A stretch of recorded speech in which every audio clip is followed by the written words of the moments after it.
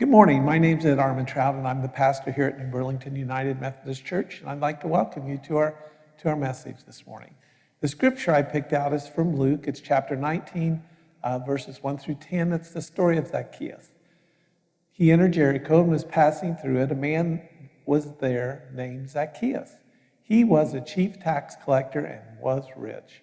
He was trying to see who Jesus was, but on account of the crowd, he could not, because he was short in stature. So he ran ahead and climbed a sycamore tree to see him, because he was going to pass that way.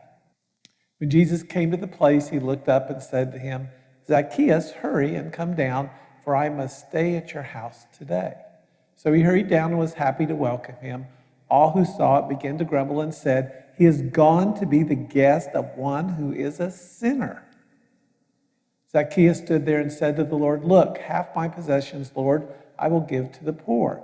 And if I have defrauded anyone of anything, I will pay back 4 times as much."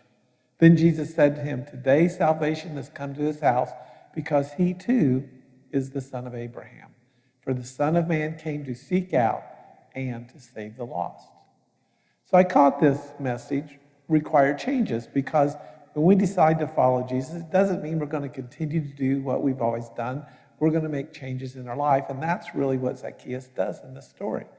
So Jericho's the city. It was very wealthy and important town. It was kind of a crossroads that once you got there, you could either go to Jordan or you could go to Jerusalem. It had this large forest area, and if you've ever been to the Middle East, there aren't really a lot of trees. It had these balsam groves, which had a very nice smell. And then it had these beautiful roses. And so it was an area that created a great amount of goods that could be traded. And therefore, if there's a lot of things to be traded, that also meant there was a lot of tax to collect. And Zacchaeus was the top tax collector, and therefore he was the most hated. So I talked about this a little bit last week, but we need to make sure everybody understands tax collections 2,000 years ago. The Romans would have told Zacchaeus what amount he was supposed to collect from each family or business or whatever.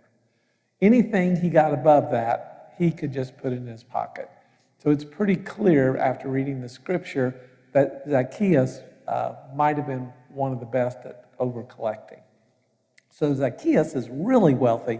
He's got a ton of money because of all these taxes that he's collected, but he's also very sad.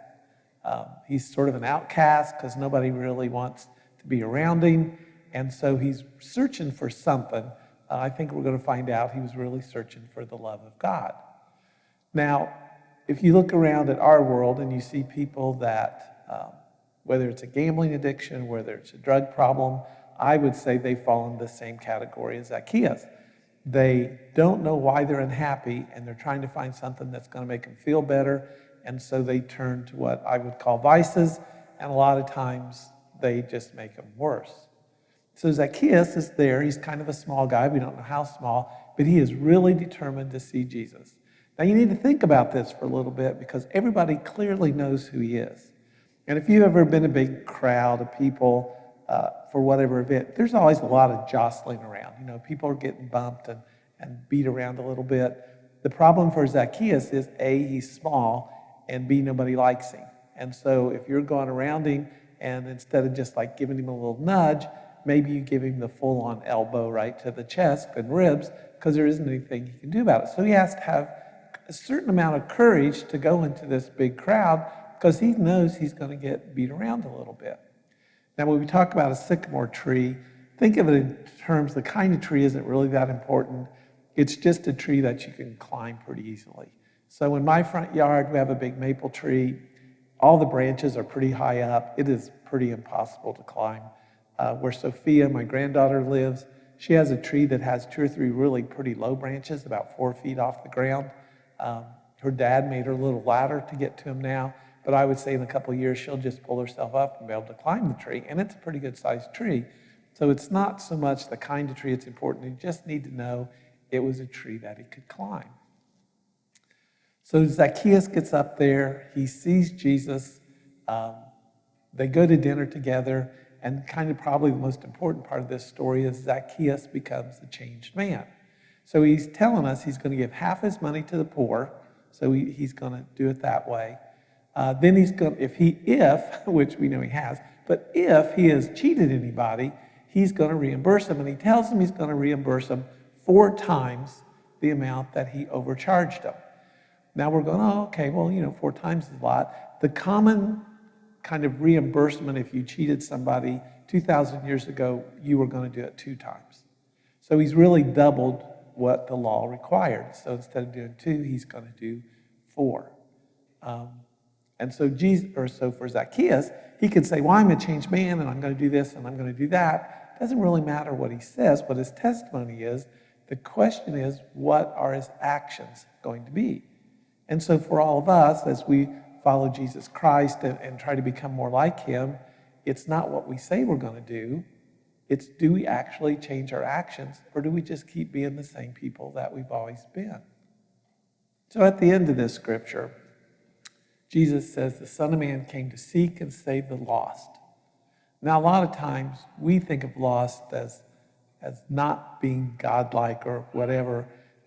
Lost in this instance really just means you're not where you're supposed to be. You're in the wrong place. So in this case, what lost means is he's wandered away from God.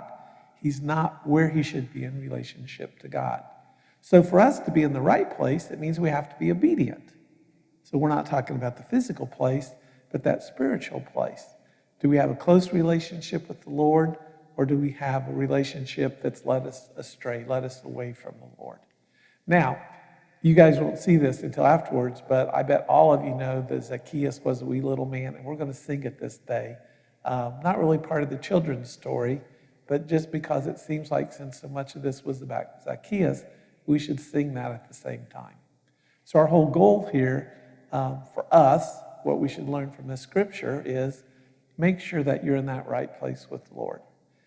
If you've wandered away, get yourself back. If you can't do that on your own, find someone in your life that can help you get to the right place.